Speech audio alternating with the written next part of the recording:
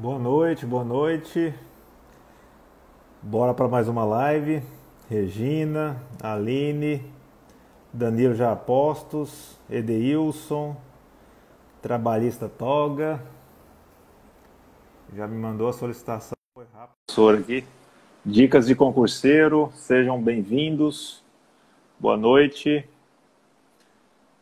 Opa! Eita, mestre. Tá me escutando bem? Visualizando bem? Tudo ok, Ogson? Um abraço, boa noite a todos. Boa noite.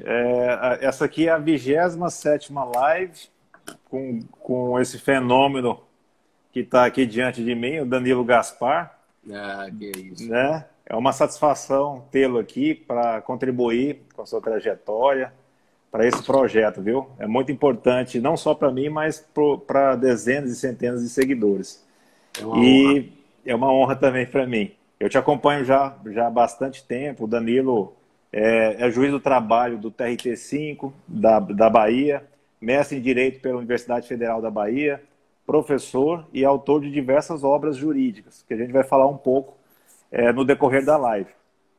E o Danilo tem uma jornada fantástica e é um desses grandes nomes atuais que trabalha bem o direito do trabalho, né? E também orgulha bastante a magistratura do trabalho. Danilo, ele foi aprovado em 2 concursos, né, Danilo? Do TRT 22, Piauí, e do TRT da 5ª Região. Então, além de ser autor, professor e juiz, ele tem uma jornada e várias experiências para compartilhar. E, mais uma vez, muito obrigado por sua participação aqui, viu? Para engrandecer mais ainda esse projeto. Sei da sua agenda, que estava um pouco complicada. O bebê está chegando, que nasça, né? Que tenha uma boa hora vocês aí, que nasça com saúde, né? Obrigado, amém. E quem sabe ele trilhe também esse caminho brilhante que você teve. E muito obrigado. Como de praxe, nessa primeira etapa aqui da live, eu gostaria que você compartilhasse com a gente a sua jornada de concurso, se ela foi longa, se ela teve reprovações, né? Se você sempre quis ser juiz do trabalho, né? Isso nasceu desde a faculdade, nasceu com o magistério, e também a sua experiência anterior à magistratura do trabalho. Se você efetivamente advogou, foi servidor público ou professor, né? Professor eu sei que foi, mas eu queria saber, a gente às vezes não conhece essa bagagem anterior à magistratura, né? A gente vê aquele fenômeno assim, e sempre imagina ele com toga, mas fica aquele lado humano, aquele aspecto anterior ao concurso, né? E é justamente isso, para mostrar o ser humano maravilhoso que está de trás da toga. Esse que é o projeto, magistratura e vocação. Seja bem-vindo, viu, Danilo? Obrigado, Ogson, todos que estão por aqui, seguidores, amigos queridos. Vi aqui o Fabiano Luzes, já deixou um abraço, meu amigo.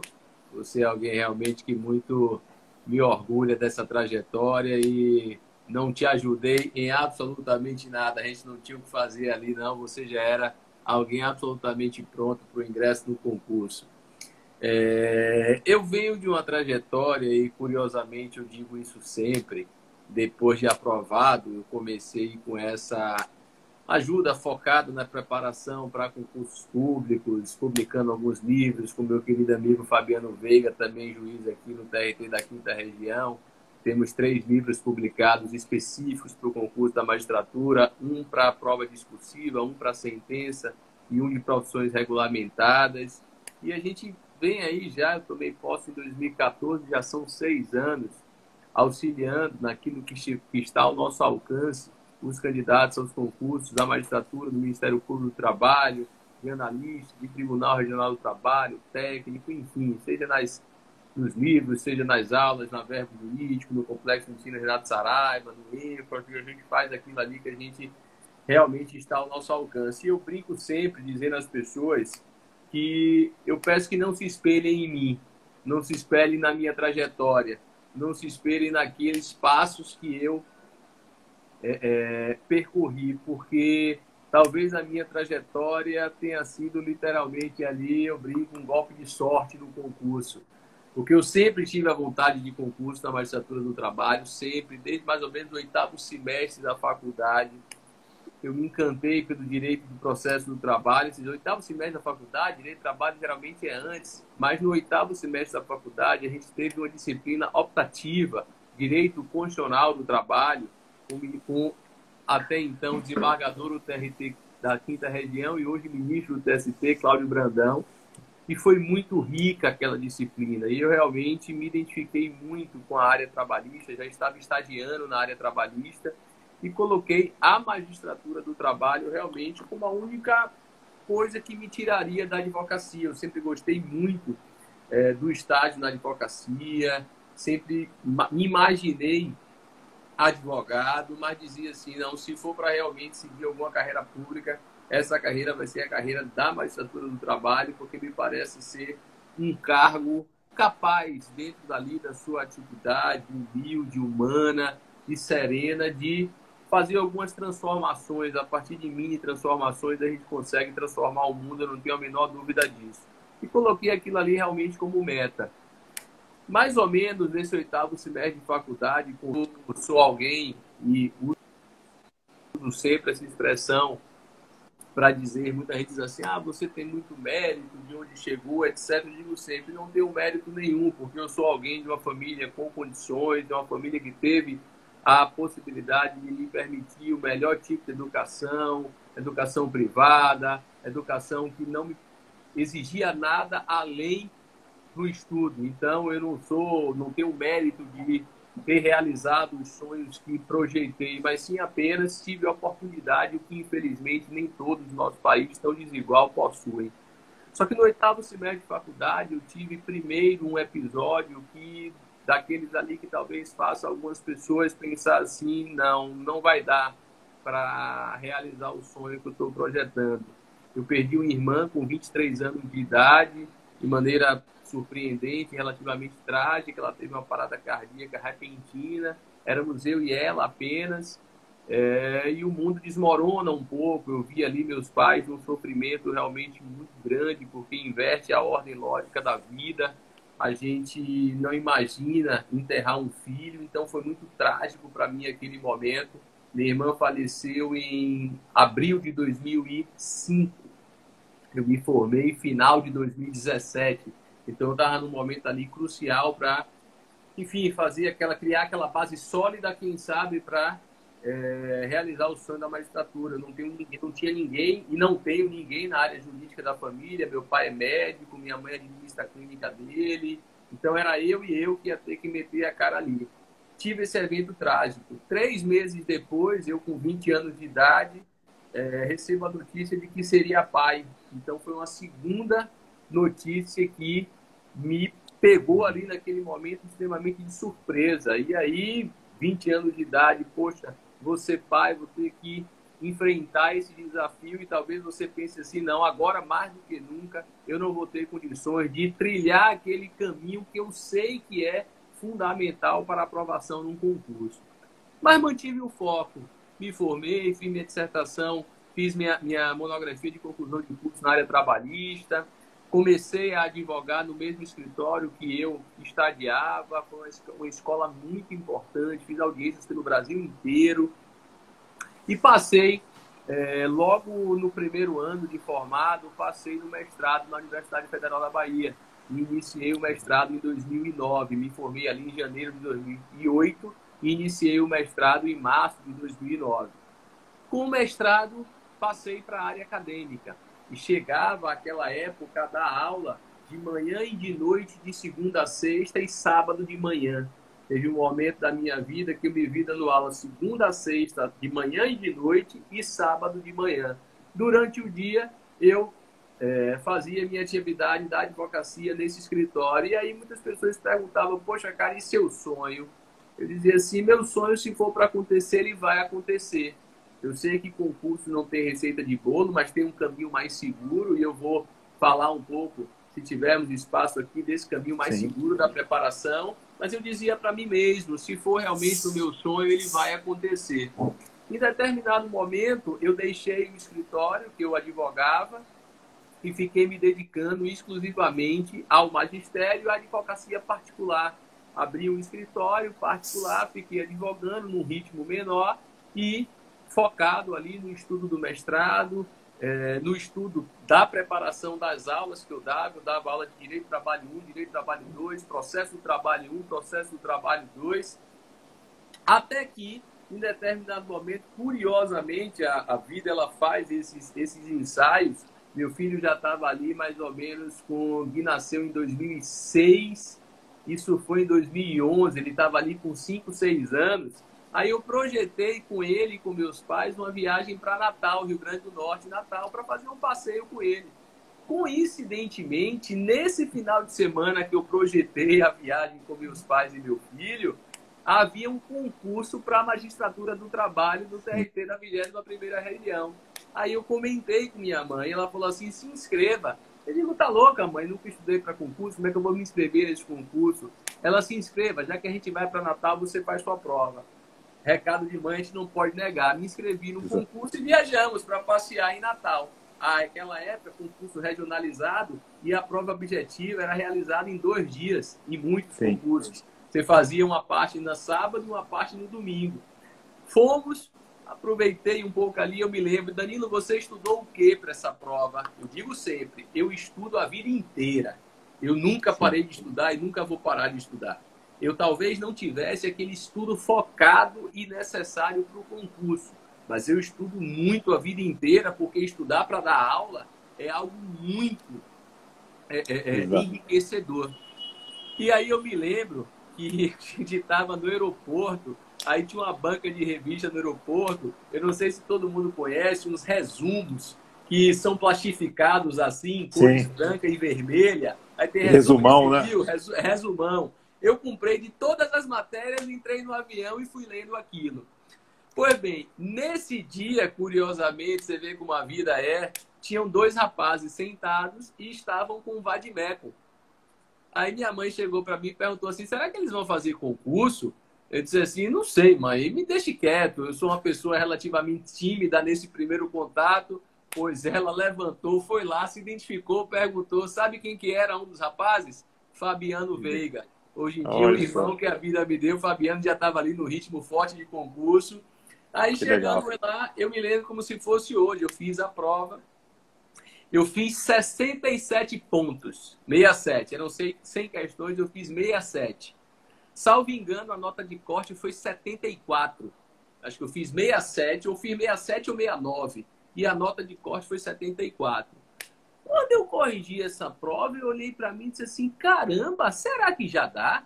Ou seja, será que mesmo sem fazer esse estudo voltado para a magistratura, será que existe alguma possibilidade? E liguei aquela ideia e disse assim, olha, eu vou tentar fazer esse estudo dentro do tempo que me tenho aqui, porque eu sabia que meu grande desafio era a prova objetiva.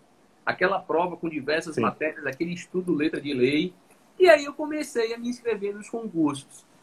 Por isso que eu digo sempre, a minha trajetória de concurso não é um espelho, mas talvez ela reflita algumas questões e algumas circunstâncias que muitas pessoas, que muitas vezes dizem assim, poxa, isso não necessariamente vai me tirar do foco. Chego ao concurso do Piauí, TRT da 22ª região. Quando saiu o edital do TRT da 22ª região, Robson, saíram 2 editais ao mesmo tempo. TRT da 6ª região e TRT da 22ª. Sim. O TRT da 6ª foi publicado para, salvo engano, 9 vagas ou 11 vagas. Sim. E o edital do TRT da 22ª região foi publicado para 1 vaga. Só que tinha um detalhe. A prova objetiva do TRT da 6ª região ia cair no Dia dos Pais. E a minha relação com meu filho é realmente uma relação, fui pai muito novo. Sim. Meu filho acabou nascendo por questões que a própria humanidade desconhece no mesmo dia do aniversário da minha irmã.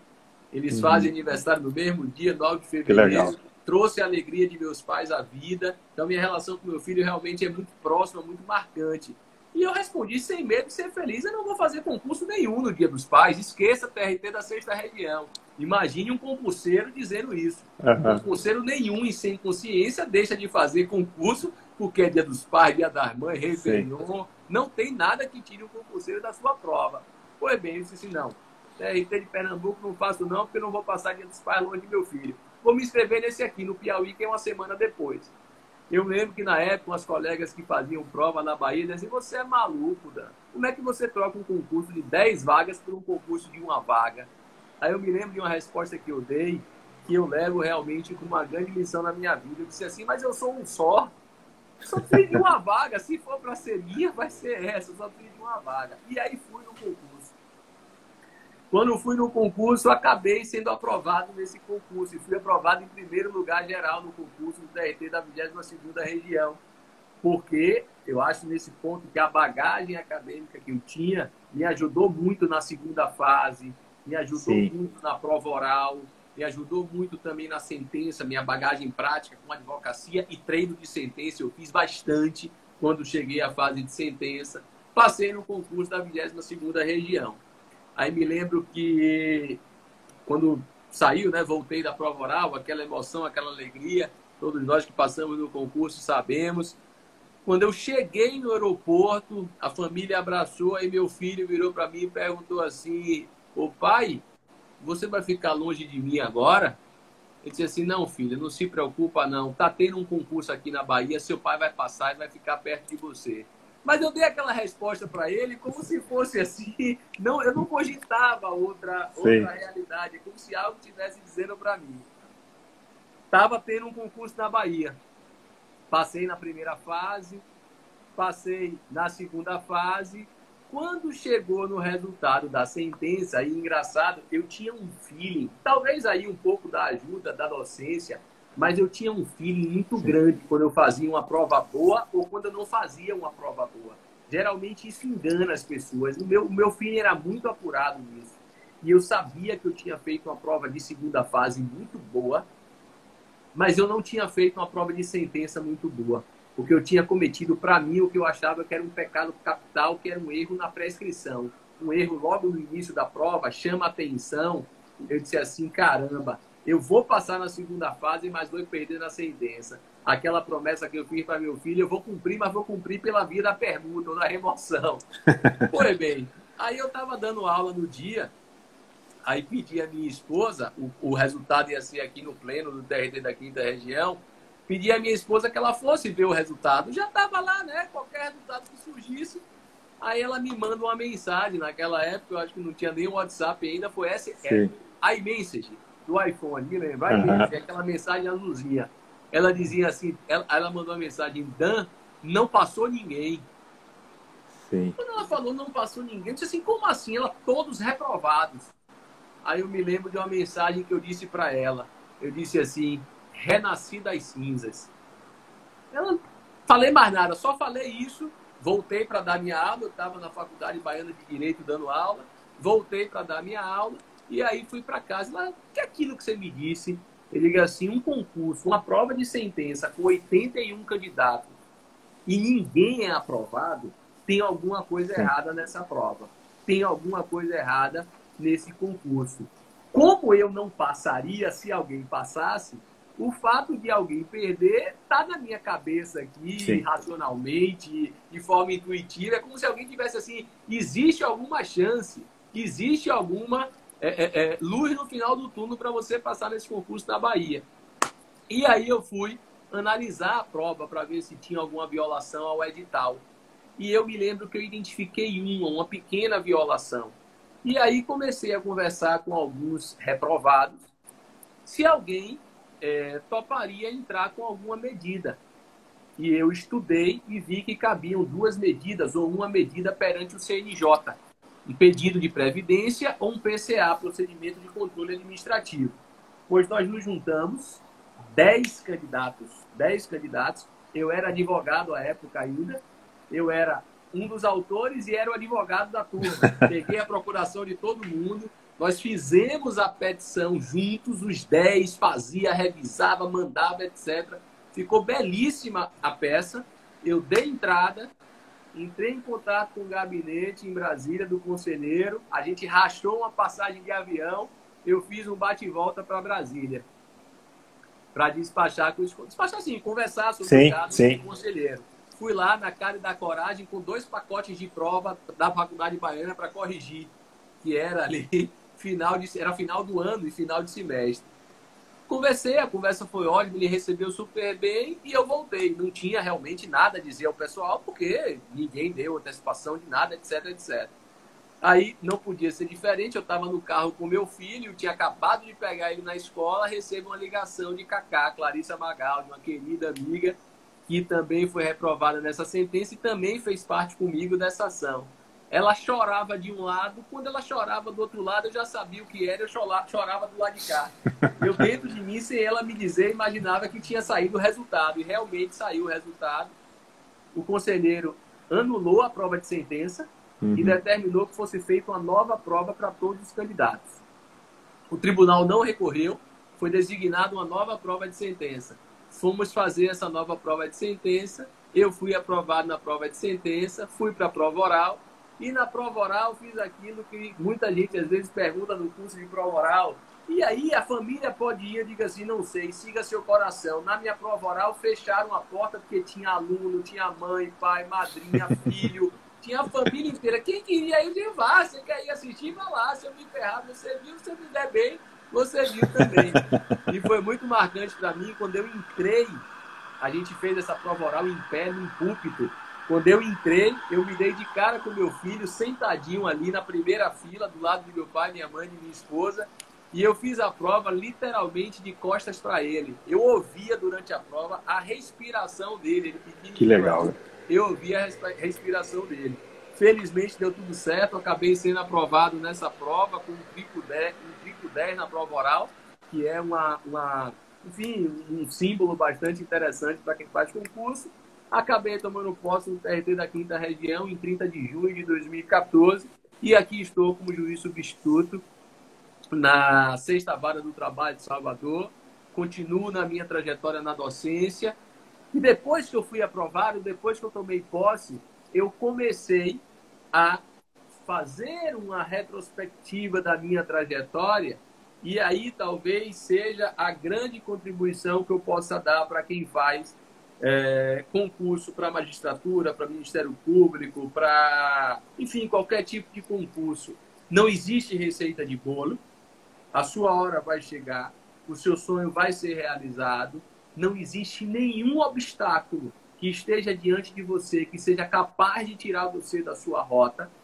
Você tem a certeza absoluta que qualquer pedra que colocarem no seu caminho, você vai reunir, você vai construir seu castelo no final. Então, a realidade de vida de cada um jamais vai fazer com que alguém deixe de realizar o seu sonho. É óbvio que eu estou falando isso dentro de uma realidade de pessoas que tenham condições e oportunidades de ter acesso ao estudo e à educação. Infelizmente, volto a dizer, o nosso país é um país extremamente desigual, e a grande, imensa maioria da população brasileira não tem a chance de realizar o seu sonho. Mas para aqueles que têm a chance de realizar o seu sonho, nada na sua trajetória vai ser capaz de tirar você desse sonho. Não desista, siga sempre em frente, use tudo que você tem ao seu favor. Muita gente me pergunta, Danilo, eu só tenho 2 horas para estudar por dia, porque eu trabalho, eu tenho um filho pequeno. Eu digo, senta aqui, deixa eu contar a minha história para você. Quando eu conto minha história, a pessoa, eu acho que vira assim, não me responde nada, mas deve sentir dentro dela assim, eu não posso reclamar de nada. Sim. Eu vou usar minhas 2 horas aqui da melhor forma possível, porque tem gente que tem 12 horas livres de estudo por dia e não aproveita uma, porque não tem foco, não tem direcionamento.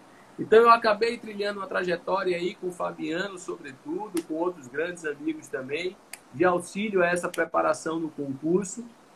E, felizmente, já há cerca aí de 6 anos, eu posso olhar no olho de um candidato, eu posso conversar com um candidato e dizer assim, olha, isso aqui é arriscado. E o grande exemplo para mim de risco é a minha trajetória.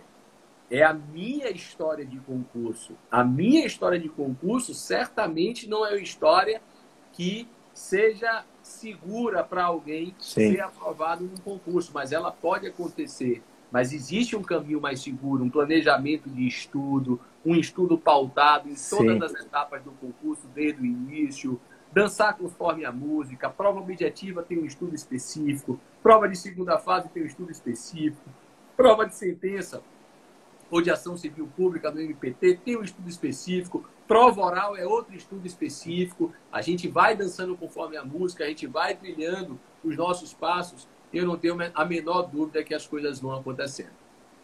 Legal, Danilo. O interessante da sua trajetória é que o fato de ser professor te auxiliou bastante, né? Que o estudo é ativo, né?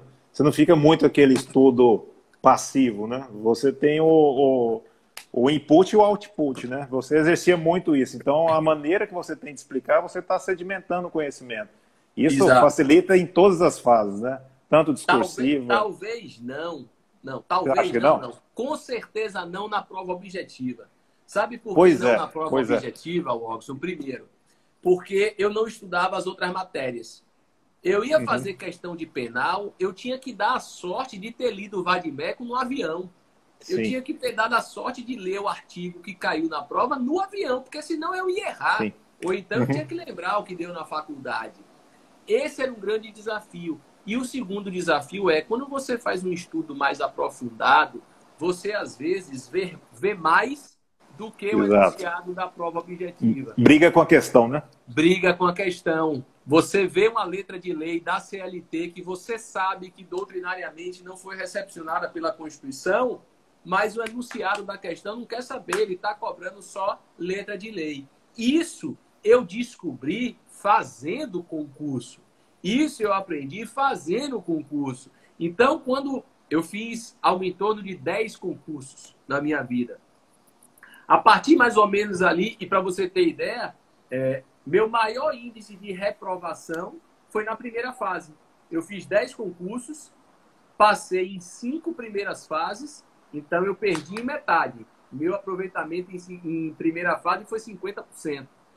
Das 5 segundas fases que eu fiz, eu passei em 3, então já foi mais do que 50%. Sim. Das 3 sentenças que eu fiz, eu passei em 2, então já foi maior percentual, e das 2 provas orais eu passei nas 2. Então meu grande desafio era a prova objetiva, o que para muitos, para aquele concurseiro raiz, para aquele concurseiro que realmente dança conforme a música, para aquele concurseiro que eu brinca, que faz aquilo que eu oriento, ele vai passar na primeira fase, se duvidar, no primeiro concurso que ele fizer.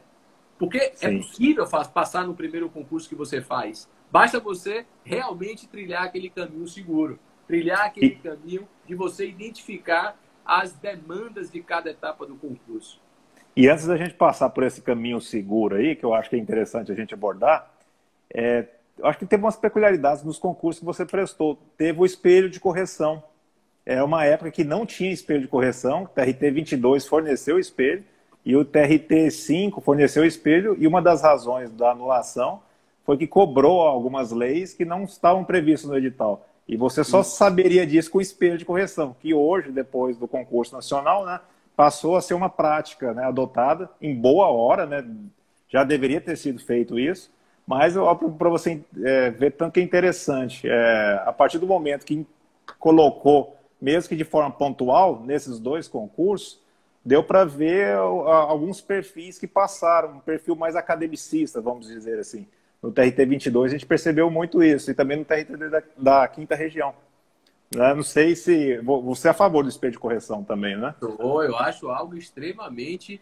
É um pacto de honestidade. Eu uso transparência, né? Um espelho de correção numa prova é um pacto de honestidade. É um contraditório, uma ampla defesa que a gente sempre defende no âmbito do processo judicial e administrativo. A pessoa tem o direito de saber onde ela errou, tem o direito de saber o que a banca queria e esperava para fazer o confronto, até para poder recorrer, porque você recorrer no escuro é algo extremamente desleal. Então é fundamental que haja um espelho de correção. Você sabe que eu até brincava na época dos regionais, que era exceção o espelho de correção, mas quando não tinha um espelho de correção, quem passava não sabia porque passava, e quem reprovava também não sabia porque reprovava. Sem dúvida. Então era muito aleatório, tinha respostas assim, totalmente opostas uma da outra e com uma aprovação, né? Enfim, a pessoa passava no concurso que achava que ia perder e perdia no concurso que achava que ia passar. Exatamente. Agora deixou mais transparente do jeito que você falou. E, Danilo, passando para essa parte, qual que é esse caminho aí, segundo você? Se você pode compartilhar aqui, seria uma honra, uma satisfação. Esse caminho seguro para a preparação, como seria? Vamos lá. Curiosamente, os 2 livros que eu publiquei sobre segunda fase e sentença, os nomes deles começam assim. É o caminho para aprovação na prova discursiva e o caminho para aprovação na prova de sentença. A primeira coisa que eu digo é o único caminho, jamais. Eu não tenho pretensão nenhuma de dizer que esse é o único caminho para aprovação, seja na prova discursiva, seja na prova de sentença. Os 2 livros foram publicados pela editora Pódio. O de sentença, a gente inclusive lançou uma 2ª edição, já vai lançar uma 3ª. E o de discursiva, a gente vai lançar esse ano ainda, provavelmente, a 2ª edição. O que a gente analisa, quando analisa o concurso como um todo, é o seguinte. Primeiro, você precisa ter uma organização de estudo. Então, a primeira coisa que você precisa saber é quantas horas eu tenho disponíveis para o estudo. E você não pode se impressionar com isso. Nem no mais, nem no menos. Não é porque você só tem 4 horas de estudo que você vai se frustrar. Não é porque você tem 12 horas de estudo que você vai achar que está na frente de alguém. Não. Está todo mundo dando o primeiro passo. E toda caminhada começa no primeiro passo. Então, a primeira coisa que você tem que fazer é planejamento. O planejamento de estudo é fundamental. Planejamento significa você dizer, não adianta você estudar primeiro tudo de direito do trabalho, tudo de processo do trabalho e esquecer o restante. Você precisa distribuir sua semana de modo a abranger todas as matérias do concurso, ou a grande maioria das matérias do concurso. Algumas você pode alternar, por exemplo, numa semana você estuda penal, na outra você estuda previdenciário. Dá para alternar dentro do seu cronograma de estudo. Nesse primeiro estudo, o ideal é você abranger tudo. Ah, como assim, Danilo, abranger tudo? Para que eu vou estudar sentença se eu estou começando a estudar agora? Você vai estudar sentença agora para que quando você esteja na prova de sentença, você não precise começar do zero. Então, já dá para incluir uma sentença de 15 em 15 dias na sua rotina de estudo. Você começa com as sentenças mais leves, vai ganhando complexidade. Você tem que estudar letra de lei, você tem que fazer muitas questões, provas objetivas, provas dissertativas, questões dissertativas. Tem que estudar doutrina, tem que dominar a jurisprudência. A atualização jurisprudencial é fundamental para um êxito nos concursos e vai mantendo esse cronograma, aconteça o que aconteceu. Meu Deus, eu estou diante de uma pandemia. Eu não imaginava que os concursos iam parar agora, que as pessoas estão sem saber o que fazer. Sem saber o que fazer, não. Você sabe o que você tem que fazer. Continue no seu rumo. Continue estudando. Existe uma lição muito grande que a gente tem que aprender na trajetória do concurso, jamais atribua a fatores externos nem sua aprovação, nem sua reprovação. Porque sua aprovação e sua reprovação só depende de seu estudo. Só depende daquilo que você tem a oportunidade de fazer. Não é a pandemia que vai te aprovar ou te reprovar. Ela apenas é temporária, como toda crise. Pegue esse momento e mantenha o rumo dos estudos que você vinha fazendo. Ah, eu vou deixar para estudar para quando publicar o edital. Esqueça. O estudo de edital não é o estudo pro concurso. É o estudo de revisão. É o estudo de lapidação. É aquele estudo no qual você vai conseguir trabalhar as carências que você deixou pelo caminho. Aprovou na primeira fase? Vamos sentar agora para dançar conforme a música da prova discursiva e da prova de sentença. Prova discursiva, uma doutrina mais aprofundada sobre temas mais específicos, prova de sentença, prova de velocidade, prova técnica, prova que demanda treinamento, só passa em sentença quem treina, só passa em sentença quem senta, 3, 4, 5 vezes na semana e faz uma sentença por dia até a mão cansar. Você cansa e você diz assim para você, eu não vou conseguir fazer isso na hora da prova. Só que você vai conseguir fazer isso na hora da prova porque você treinou. A mão, ela se acostuma àquela velocidade. Passei na prova de sentença, vou para a prova oral. Aí talvez você chegue naquela prova, você perguntar assim para mim, Danilo, qual é a etapa do concurso que mais te fascina? A minha, em particular, é a prova oral. Porque a prova oral, ela é uma prova de comportamento. Ela é uma prova que tem a capacidade de aferir quem é aquele ser humano que está ali buscando o cargo de procurador do trabalho ou o cargo de juiz do trabalho. Às vezes, a pergunta mais simples do mundo pode levar um candidato à reprovação. Não é porque ele não sabia o conteúdo. Ninguém precisa aferir conteúdo numa prova oral. Todo mundo sabe que você já tem conteúdo quando você chega numa prova oral. Você passou na primeira etapa, na segunda etapa, na terceira etapa do concurso. Conteúdo você tem. O que a prova oral vai identificar é como é o seu comportamento, é como é a sua capacidade de reação, qual é o seu grau de sensibilidade, de humanidade perante o cidadão, quem é aquele juiz ou aquele procurador do trabalho que está sentado naquela cadeira ali de candidato. É ali que realmente você pode mostrar, claro, o conteúdo é importante, sem dúvida. O conteúdo pode chegar a reprovar numa prova oral? Pode, mas é raro o conteúdo reprovar numa prova oral. Quando o conteúdo reprova numa prova oral, é geralmente o nervosismo que acometeu o candidato, que fez com que aquele candidato não conseguisse passar para a banca o que ele sabia. Eu tive grandes amigos que passaram por isso. Dizia assim, Danilo, eu sabia tudo, mas sentei ali, eu fiquei cego. Eu não conseguia me lembrar de nada, o nervosismo tomou conta, porque aquilo ali é comportamento, aquilo ali é perfil, aquilo ali é muito mais do que aquele estudo que você fez para a prova objetiva, para a prova discursiva e para a prova de sentença. Aquele ali é o momento no qual, literalmente, você vai mostrar se você já está pronto para começar a aprender a ser juiz ou magistrado ou procurador do trabalho. Preste atenção, se você está pronto para começar a aprender. Não está pronto para ser juiz ou procurador do trabalho, que a gente não está pronto para ser juiz e procurador do trabalho nunca. Eu, com 6 anos de atividade, não estou pronto. Com 10 anos, não estarei. Com 15 anos, não estarei. E espero não estar nunca. Porque quando a gente comete o infeliz erro de achar que está pronto, a gente para de querer aprender. E quando a gente para de querer aprender, a gente começa a errar mais. Eu sei que eu vou errar sempre, mas eu espero que meus acertos sejam maiores do que os meus erros. Para que meus acertos sejam maiores do que os meus erros, eu preciso sempre estar ciente de que eu preciso aprender mais. Quanto mais eu aprendo, mais eu acerto. Se eu parar de buscar aprender, com certeza eu vou fazer com que meus erros superem meus acertos. Com certeza. Obrigado pelas palavras aí, viu, Danilo? E passando para uma outra etapa aqui da live, que eu questiono com os entrevistados, é sobre a própria atividade jurisdicional. Apesar de você já ter tido uma boa bagagem com a advocacia, já ter tido o magistério aí também, como é que foi a sua primeira audiência? Eu já conversei com vários colegas aqui, colegas bem experientes, até o Otávio Calvé, que ele falou que estava até um pouco nervoso, e outros tantos, a Noêmia Porto, né, que é a nossa presidenta da Ana Matra, aí ela colocou umas peculiaridades. E você teve uma peculiaridade com a primeira audiência? Ela foi tranquila? Foi nervosa? Rapaz, talvez minha grande peculiaridade tenha sido o sentimento de felicidade. Eu estava realizado naquele dia.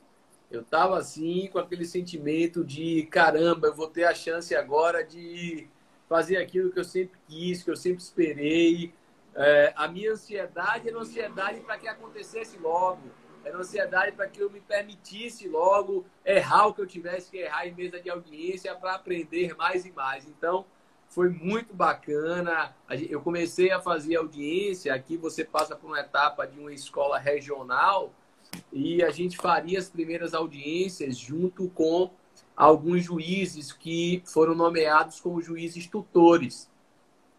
E eu tive uma grande felicidade de ter como juiz tutor uma pessoa realmente que eu tenho um carinho absurdo, tenho admiração, uma pessoa que eu tenho realmente como um modelo de conduta, que é o querido colega aqui do TRT da Bahia, Paulo Jucá. Eu não sei se Bruninha, que é a filha dele, está aí, Bruna Jucá, que hoje já está estudando para concurso Legal. também. Estou aqui nessa luta perto com Bruninha para que ela realize o sonho dela, assim como tantos outros colegas e alunos de graduação, de pós-graduação, que a gente vai encontrando na trajetória do concurso.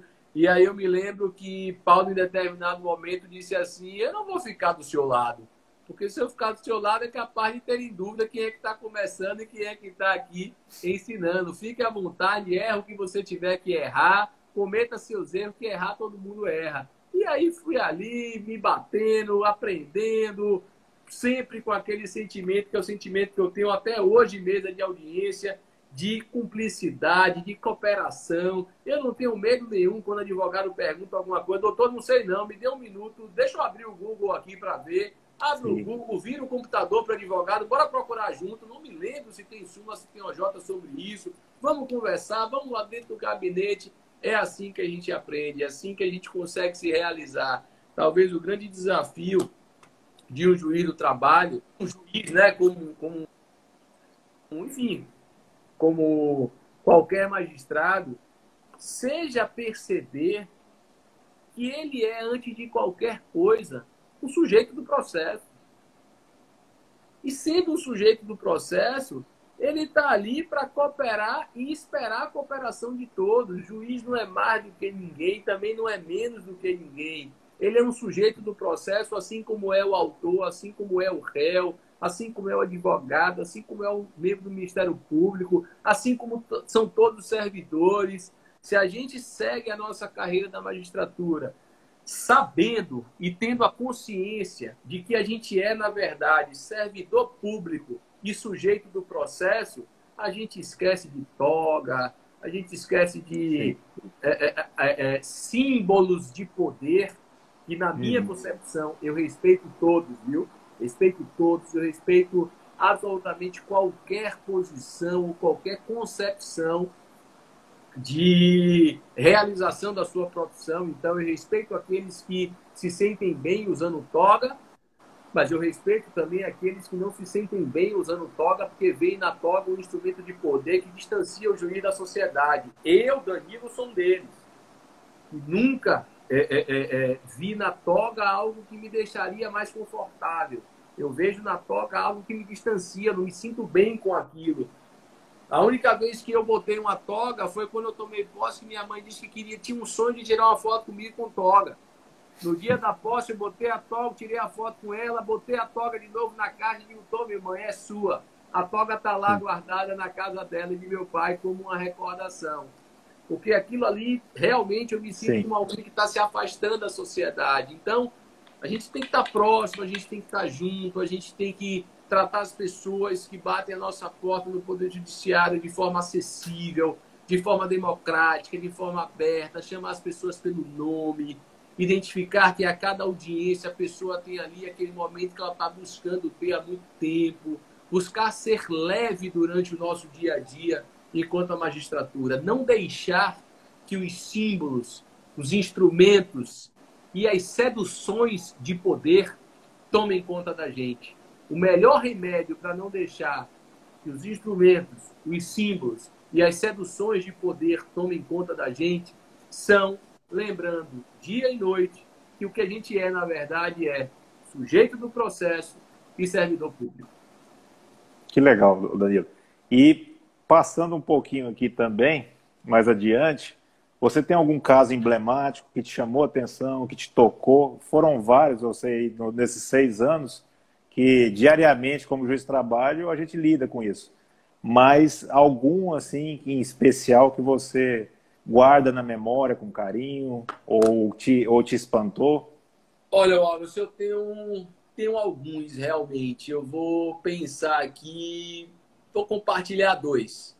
Que talvez sejam aqueles que, quando eu rememoro, até me emocionam um pouco, confesso a vocês. O primeiro foi eu, enquanto juiz em Juazeiro. Eu me lembro, quem quiser ver até um texto que eu publiquei sobre esse caso, eu tenho quase certeza que eu publiquei no início que eu abri a conta do Instagram. Meu Instagram é @Danilo Gonçalves Gaspar. E eu tenho quase certeza que esse post eu fiz logo que eu abri mais ou menos a conta do Instagram. E o nome do post é O Poder de um Abraço. Foi uma audiência na qual eu, juiz em Juazeiro, na Bahia, fronteira ali com Petrolina em Pernambuco. Beijo grande para todo mundo aí de Pernambuco, do Piauí, da Bahia, de todo o Nordeste, de todo o Brasil como um todo, mas o Nordeste em especial, que é essa região do país tão maravilhosa. E aí eu estava em Juazeiro, e aí quando a gente apregoou as partes, entraram duas senhoras. Duas senhoras, daquela que quando você olha, você diz assim, eu só não... Vejo aqui meu querido amigo e professor Francisco Fontinelli. Francisco Fontinelli, para você ter ideia, ele foi o fundador daquilo que depois se tornou o curso Pódio, o Jus Pódio. Que legal. E foi ali talvez o início dos cursos preparatórios para concurso no Brasil. Depois passou uma grande trajetória no curso LFG e hoje comanda com muita propriedade o curso Brasil Jurídico na sua coordenação. Um grande abraço para o querido Fontinelli, conhecido por todos aí da velha guarda e, infelizmente, mesmo com 35 anos, como já tenho 12 anos de vida acadêmica, eu acabo já sendo colocado por alguns como velha guarda do magistério. Mas voltando. E aí, quando a gente apregoou, a única coisa que eu não queria é que fossem autora e ré. Porque se fossem autora e ré, eu não ia ter como diferenciar as duas. Uma sentou de um lado, a outra sentou do outro. Eu digo, meu Deus do céu, o que é que está acontecendo aqui? Eu tinha lido o processo antes e tinha visto que era um pedido de vínculo empregatício de empregado doméstico. Eu disse assim, como é que uma senhora dessa é empregada da outra? Pois era uma cuidadora de idoso.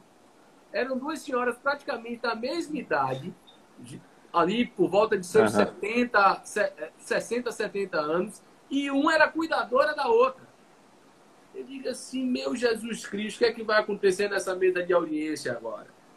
E aí deixei de lado realmente qualquer protocolo e fui literalmente só conversar com elas. E aí, aquela primeira pergunta acerca de conciliação, etc., eu busquei fazer de uma forma mais descontraída e a que estava no polo passivo, estava com aquela dor no coração, aquela mágoa que eu dizia assim, a questão jurídica aqui é absolutamente nada. E aí fui. Quando elas não me disseram mais nada, assim, elas não diziam, assim, a lead psicológica não vinha. Eu sabia que existia, mas ela não vinha. Aí eu perguntei, as senhoras são da mesma família? Aí a ré chegou e disse assim, somos, meu filho, nós somos irmãs. Aí eu disse assim, meu Deus, eu não reparei que eram irmãs, deixa eu olhar o nome de novo aqui. Eu olhei, o sobrenome não era o mesmo. Aí eu digo assim, as senhoras são irmãs? Ela chegou assim, todos somos irmãos em nome de Deus. Eu digo, sim, eu também sou irmão das senhoras. Esse fato quebrou o clima, quebrou o protocolo, e a gente foi. Lá para as tantas da audiência, entrou um rapaz na sala de audiência. Quando entrou um rapaz na sala de audiência, ele se aproximou da senhora, aí o advogado... Naturalmente, às vezes os advogados ficam preocupados com esses protocolos de audiência, porque muitos de nós, infelizmente, acabam impondo determinadas restrições desnecessárias. E aí, o advogado, não, fique aí. Diga assim, não, calma, quem é o senhor? Aí a senhorinha chegou e disse assim, meu filho, é meu filho, e filho é a melhor coisa do mundo. E começou a chorar. Eu tenho uma história que eu tenho de vida com meu filho, que hoje, enfim, estou aguardando aqui. Meu segundo filho, Léo, que está para chegar a qualquer momento. Se eu sair correndo aqui na live, é porque a esposa entrou em trabalho de parto e eu vou ter que levá-la para o hospital. Mas tenho meu amado Gui, já com 14 anos, que me acompanha aí em todos os passos da minha vida. E aí a senhora começou a chorar de lá, eu comecei a chorar de cá. Eu tomava água, ela tomava água. Moral da história. Lá para as tantas, saiu um acordo. de reconhecimento do vínculo empregatício, pagamento em 40 parcelas, e o responsável pelo pagamento foi o filho, que a gente quase não deixa entrar na sala. O filho assumiu e pagou as parcelas. Quando acabou a audiência, eu virei para elas e disse assim: eu só quero fazer um pedido às senhoras. Se me permitirem, as senhoras poderiam me dar um abraço? Aí levantei e recebi um abraço carinhoso, que eu me emociono até hoje, da senhora que estava no polo passivo. Me dirigi à senhora que estava no polo ativo, recebi um carinhoso abraço dela, e depois de receber os abraços das duas, aí foi um pedido meu. Eu pedi a elas que elas se abraçassem, pois essas duas senhoras se abraçaram, não se desgrudavam, a gente teve que tirar uma da outra naquele momento ali. As duas saíram de dentro da sala de audiência de mãos dadas, literalmente. Que legal. E depois de saírem um tempo, elas voltaram e perguntaram se podia me dar um presente. E aí me entregaram, sabe aquelas bíblias de bolso? Sim. Uma bem pequenininha. Tinha uma delas que tinha uma bíblia daquela dentro da bolsa. Ela me disse que queria me dar para quem sabe ali aquilo pudesse me iluminar ao longo da vida. Eu tenho essa bíblia guardada até hoje com o número do processo que eu fiz questão de registrar ali para nunca me esquecer. Momentos como esse, e aí você me pergunta, e o vínculo empregatício? O vínculo empregatício foi reconhecido, a carteira foi assinada, o acordo foi pago, mas não foi aquilo que levou elas lá. E não foi isso que elas levaram da sala de audiência.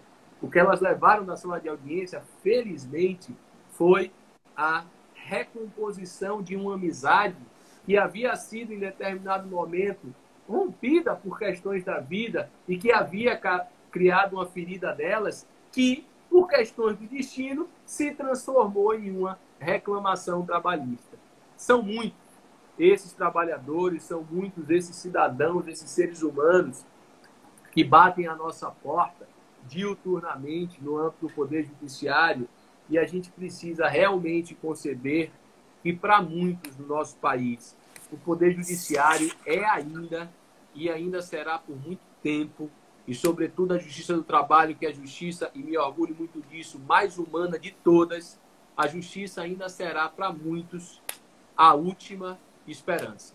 E a gente não pode de jeito nenhum matar a última esperança, porque, como diz o ditado, a esperança é a última que morre. Então a gente não pode jamais ceifar dos cidadãos a esperança de que, de alguma forma, terá alguém do outro lado à disposição ali para servir essas pessoas, advogados, sim, autores, réus, enfim, todos aqueles que nos ajudam a nos fazer felizes no âmbito do nosso dia a dia. Que legal, meu amigo, que legal.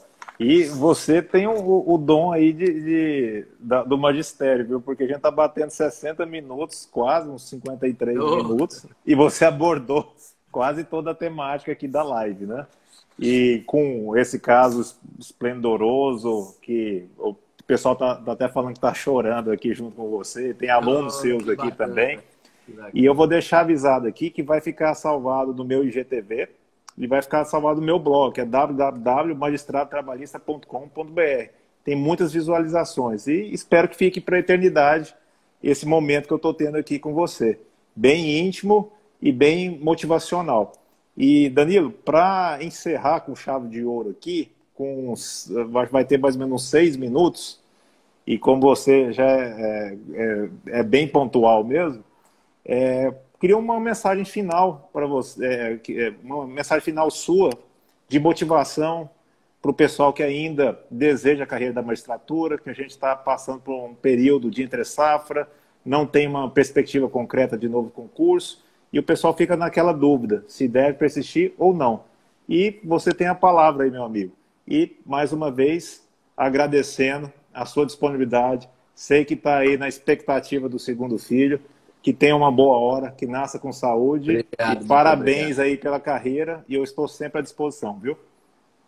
Eu não sei se eu vou dar uma palavra de motivação ou se eu vou dar um balde de água fria.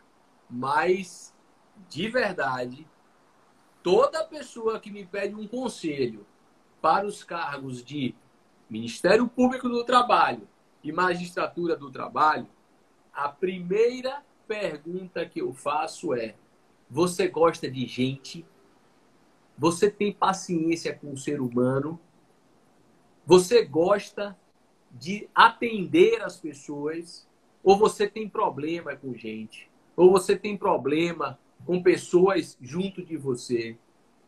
O cargo do Ministério Público do Trabalho, o cargo da Magistratura do Trabalho, pressupõe gostar de gente, pressupõe gostar de ser humano, pressupõe ter a capacidade de se colocar realmente no lugar de alguém como parte de uma engrenagem. Alguém que vai ser provocado a trabalhar com suas vulnerabilidades. Nós temos diversas vulnerabilidades. Nós temos diversos preconceitos que a gente traz da nossa vida pregressa. E a gente tem que aprender a trabalhar com nossas vulnerabilidades, a trabalhar com nossos sentimentos, para a gente tomar a atitude mais certa e mais adequada possível. Então, se você gosta de gente, esse é o primeiro passo. E esse é o passo mais importante. O resto é resto. Continue sua trajetória de estudo. Os concursos vão acontecer na hora que tem que acontecer. Eu vou estar sempre à disposição de vocês para o que vocês precisarem. Coloco aqui à disposição de vocês meu Instagram, @DaniloGonçalvesGaspar. Coloco à disposição de vocês o site www.Trabalho em Debate, o canal do YouTube do Trabalho em Debate, do Instituto Trabalho em Debate. Amanhã, inclusive, a gente vai ter um evento maravilhoso no canal do YouTube do Trabalho em Debate, Racismo e Trabalho na Contemporaneidade, das 9 às 13. Se puderem, acompanhem esse evento. Falar de racismo hoje, a gente precisa gritar contra o racismo, não é falar de racismo, a gente precisa gritar literalmente contra o racismo, dizer um basta a essa ferida tão marcante da vida em sociedade mundial, não só brasileira. Então, estou à disposição de vocês, contem comigo sempre. Eu posso não ajudar muito, mas tenho certeza absoluta que eu estarei sempre tentando. E quando a gente tenta, pelo menos, vez ou outra, a gente consegue acertar de alguma maneira. Muito axé para todos vocês. Fiquem bem, fiquem em paz. Estarei sempre à disposição de vocês. Obrigado, Ox, mais uma vez pelo convite. Grande abraço, meu amigo. E vai aí cuidar da esposa que está quase, né? Darei Até notícias. mais. Um abraço.